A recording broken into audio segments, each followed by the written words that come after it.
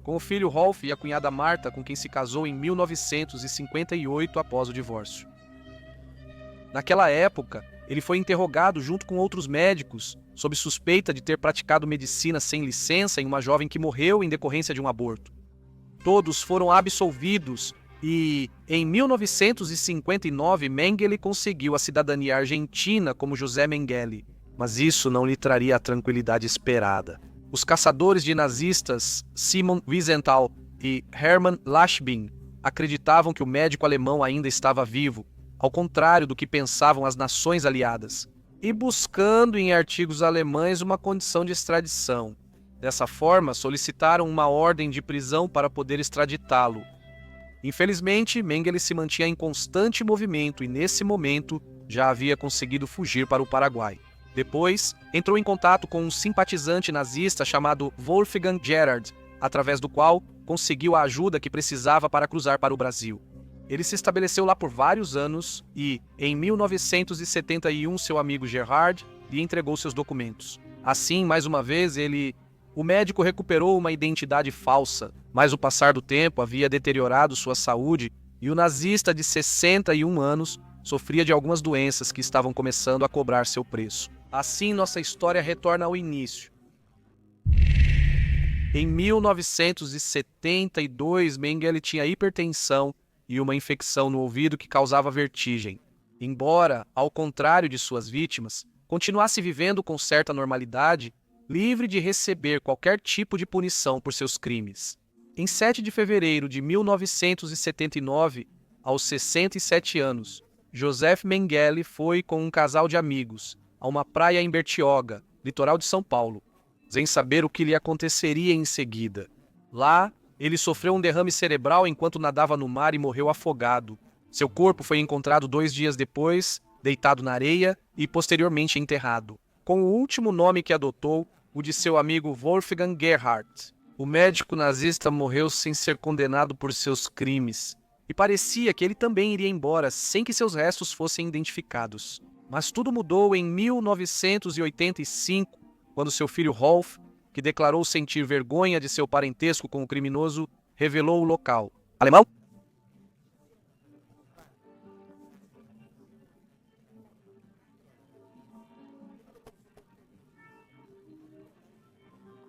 O alemão El. Um policial vai interrogá-lo. Steven foi espetacular.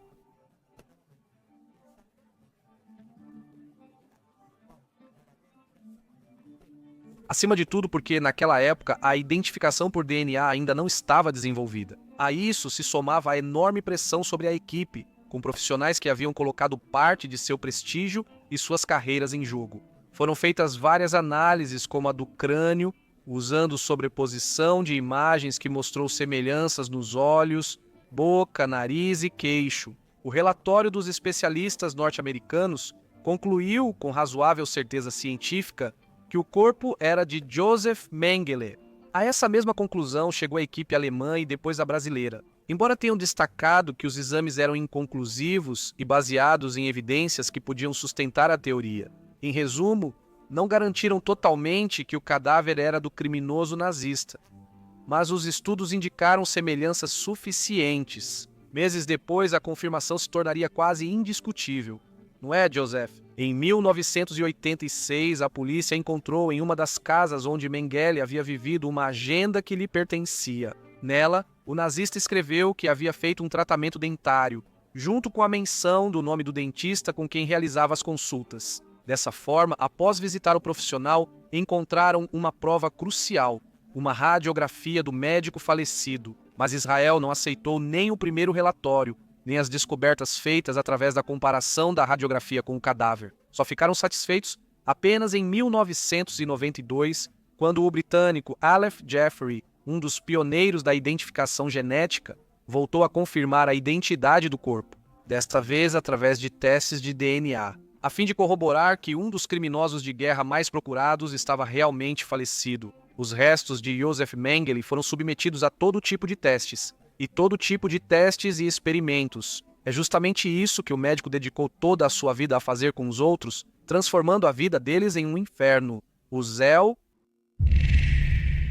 Os internos de Auschwitz não recebiam tratamento médico de Mengele. Ele apenas supervisionava outros médicos prisioneiros, que eram obrigados a prestar serviço no local. No entanto, ele se dedicava a outras tarefas. Por exemplo, enviava prisioneiros para a câmara de gás e administrava os pesticidas que eram usados para matá-los. Em uma ocasião, devido a uma epidemia de tifo no campo feminino, ele enviou todas elas para essa sala de extermínio. O mesmo aconteceu depois com todos os prisioneiros após surtos de escarlatina e outras doenças. Por sua postura fria ao mandar prisioneiros ao destino com um simples gesto, Mengele ficou conhecido como o Anjo da Morte. Além disso, ele podia ser visto sempre presente na rampa de seleção, mesmo durante seus momentos de descanso, comprometido 100% com uma tarefa que parecia apreciar. Sem dúvida, o que o distinguiu e o diferenciou dos outros médicos foram esse tipo de experimentos tão macabros e sem nenhum tipo de remorso que ele realizava. Amputações de membros saudáveis, enxertos que causavam gangrena, submersão em águas geladas para testar resistência ao frio, inoculação intencional de doenças, cirurgias e remoção de órgãos sem anestesia. Injeções de nafta, clorofórmio e inseticidas nas veias, inseminações artificiais, aplicações de substâncias químicas na pele e nos órgãos reprodutivos, além de esterilizações forçadas, foram apenas alguns dos inúmeros horrores perpetrados pelo médico impiedoso. Ele também causava ferimentos nos prisioneiros, cobrindo-os com vidro, trapos sujos, excremento, terra e água podre.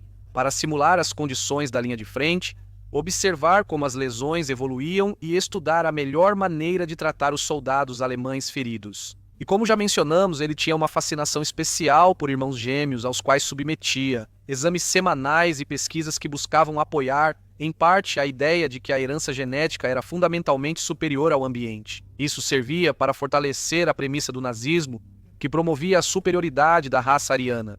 Além disso, essas ideias eram impulsionadas pelo desejo de aumentar a taxa de reprodução da população alemã, buscando aumentar as chances de conceber gêmeos de indivíduos considerados racialmente superiores. Mengele costurou 2 irmãos para criar gêmeos siameses, mas o experimento falhou e ambos morreram logo após por gangrena. Em outra ocasião, ele mesmo injetou clorofila no coração de 14 gêmeos que, obviamente, acabaram morrendo.